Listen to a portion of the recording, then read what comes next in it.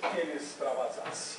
No gol do Diguinho. O Corinthians foi melhor no segundo tempo, mas no finalzinho esse chute indefensável do Diguinho, o jogo empatou, o Corinthians caiu para a 7ª posição no campeonato e o Piracicaba continua ameaçado ali pela zona do rebaixamento. Agora, como você disse, bem fabuloso também. Foi legal no São Paulo, né? Ele foi artilheiro do São Paulo ano passado. Lógico que o Luiz Fabiano não é mais o Luiz Fabiano dos 20, 25 anos. Ele está com 32, mas o Luiz Fabiano continua